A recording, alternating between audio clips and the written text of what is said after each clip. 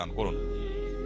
রমাদানের অবশিষ্ট দিনগুলোর মধ্যে সবচেয়ে গুরুত্বপূর্ণ আমলের নাম হলো ইতিকাফ, যেটা রমাদানের শেষ দশকে করতে হয়।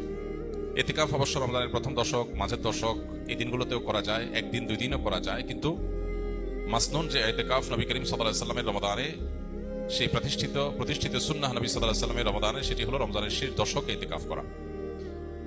শেষ দশকের ইতিকাফ সম্পর্কে মা আয়েশা রাদিয়াল্লাহু তাআলা আনহা বলেছেন, কানা নবী সাল্লাল্লাহু আলাইহি সাল্লাম ইয়াতাকিফুল আশরাল আওয়াখির মিন রমাদান হাত্তা তাওয়াফাহুল্লাহ। নবী করিম সাল্লাল্লাহু আলাইহি সাল্লাম রমাদান ফরজ হওয়ার পর থেকে নিয়ে যে রমজানের শেষ 10 দিন ইতিকাফ করতে শুরু করেছেন, তার ওয়াফাত পর্যন্ত, মৃত্যু পর্যন্ত প্রত্যেক বছর তিনি রমজানের শেষ 10 দিন ইতিকাফ করেছেন। এবং আবু হুরায়রা রাদিয়াল্লাহু তাআলা আনহু বর্ণিত আরেকটি হাদিস থেকে আমরা জানতে পারি যে নবী সাল্লাল্লাহু আলাইহি সাল্লাম তার জীবনে প্রত্যেক বছর রমজানের শেষ 10 দিন ইতিকাফ করেছেন, আর জীবনের সর্বশেষ রমজান যেটি ছিল, সেই রমাদানে তিনি 20 দিন ইতিকাফ করেছেন।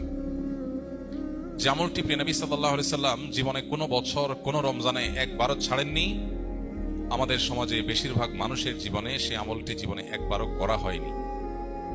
এর চেয়ে বড় দুর্ভাগ্যের বিষয় আর কি হতে পারে? এর চেয়ে বড় হতভাগ্যের বিষয় আর কি হতে পারে? চরম শত্রুর সাথেও তো মানুষের এই বৈপরীত্য থাকে না। এরকম বৈপরীত্য নবী সাল্লাল্লাহু আলাইহি সাল্লামের সাথে আমাদের আচরণগত, আমলগত বৈপরীত্য আমরা সৃষ্টি করে ফেলেছি। এই জন্য আমরা নিয়ত করে নেই, আল্লাহ রাব্বুল আলামিনের কাছে তৌফিক কামনা করি, আমরা ইনশাআল্লাহ রমজানের শেষ 10 দিন ইতিকাফ করব। ইতিকাফ মানেটা কি? ইতিকাফ শব্দের অর্থ কোথাও নিজেকে আবদ্ধ করে ফেলা, নিজেকে বন্দী করে ফেলা। ইতিকাফের মূল কথা হলো রমাদানের এই দিনগুলোতে যখন আমরা ইতিকাফ করবো, এই দিনগুলোতে আল্লাহর ঘরে, মসজিদে নিজেকে আটকে ফেলা, আবদ্ধ করে ফেলা। দুনিয়ার মানুষের কাছে মানুষ বিভিন্নভাবে চাইতে পারে।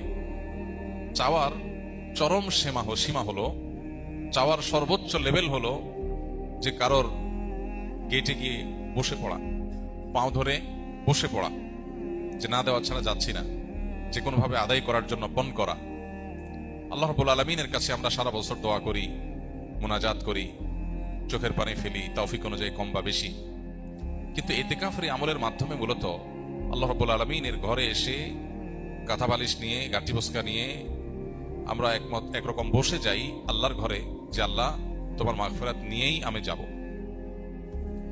কোনো মানুষের গেটে, দুয়ারে বা পাও জড়িয়ে খুঁটি গেড়ে বসে যেয়ে যেরকম মানুষ চায়, সেই চাওয়ার ফলে সাধারণত মানুষ খুব কমই বিফলে যায়।